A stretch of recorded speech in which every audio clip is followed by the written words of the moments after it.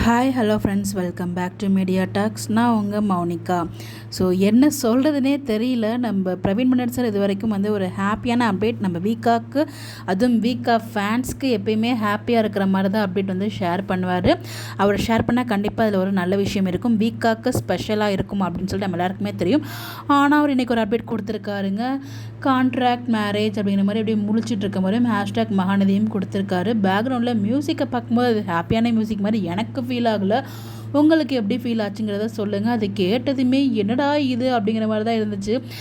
இது எங்கே போய் முடிய போதோன்னு தோணுச்சு. ஏன்னா இந்த இடத்துல கான்ட்ராக்ட்டுங்கிற ஒரு விஷயம் பார்த்திங்கன்னா, கான்ட்ராக்டில் தான் அவங்க 2 பேரும் மேரேஜ் ஆயிருக்காங்க அப்படிங்கிற விஷயம் ட்ரூத் ரிவீல் எல்லாருக்கும் ஆகுதா, இல்லை அந்த கான்ட்ராக்ட் டே வர பார்த்தீங்கன்னா 2 வீக்ஸ் அப்படிங்கிற மாதிரி தான் சொல்லியிருக்காங்க இல்லையா எபிசோட்லையுமே.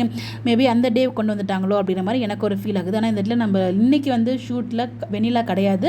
இன்றைக்கி அவங்க ஷூட் போகல, நேற்றுக்கே அவங்க சொல்லியிருப்பாங்க இன்றைக்கி அவங்களுக்கு ஷூட் கிடையாது. பட் அவங்க இல்லாமல் நம்ம அக்கா, குட்டி பாப்பா எல்லாருமே பார்த்திங்கன்னா ஷூட்டிங்கில் இருக்காங்க. ஆல் ஆர்டிஸ்ட் காம்பினேஷன், அதாவது இந்த கான்ட்ராக்ட் மேரேஜ் யாருக்கெல்லாம் இம்பார்ட்டண்ட்டோ, அதாவது யாருக்கு தெரிஞ்சால் எங்கே பிரச்சனை வருமோ அவங்க எல்லாருமே இருக்காங்க. ராகினியும் இருக்காங்க இன்றைக்கி ஷூட்டிங்கில். அங்கேனா ஐயோ அப்படிங்கிற மாதிரி பக்கு தான் இருக்குது. என்ன நடக்க போகுதுன்னே தெரியல. இன்றைக்கி ஷூட் எடுத்து முடிச்சுட்டு தான் இந்த அப்டேட் கொடுத்துருக்காரு. எப்பவுமே ஷூட் எடுத்து முடிச்சதுக்கப்புறம் தான் நமக்கு அந்த அப்டேட்டை கொடுப்பாரு நம்ம டேரக்டர் சார். சார் பார்த்து பண்ணுங்கள் சார், எங்களை பார்த்தா கொஞ்சம் பாவமாக இல்லையா உங்களுக்கு அப்படிங்கிற மாதிரி தான் இருந்துச்சு. பார்ப்போம், எல்லாமே நமக்கானதாகவே இருக்கும். ஏன்னா பிரவீன் மன்னன் சார் பேக்ரவுண்டில் மியூசிக் அந்த மாதிரி போட்டாலும் வீக்கா ஃபேன்ஸ் அவ்வளோ சீக்கிரம் கைவிட மாட்டார் அப்படிங்கிற ஒரு நம்பிக்கை எனக்கு இருக்குது. இருந்தாலும் ஒரு பக்கம் கவலையாகவும் இருக்குது. இந்த இடத்துல இன்றைக்கே ட்ரூத் ரிவீலாக இருக்கும் அந்த சர்ப்ரைஸு.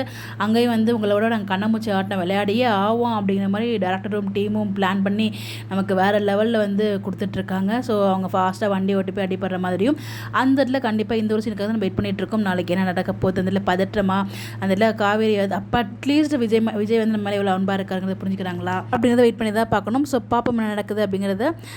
இதெல்லாம் எங்கே போய் முடிய போகுது இதில் கான்ட்ராக்ட்டுங்கிறத மட்டும் போட்டிருக்காரு. இது எதுக்காக போட்டிருக்காருன்னு ஒன்றும் புரியல. உங்களுக்கு எதுவும் தோணுச்சுன்னா மறக்காமல் கமெண்ட்டில் சொல்லுங்கள்.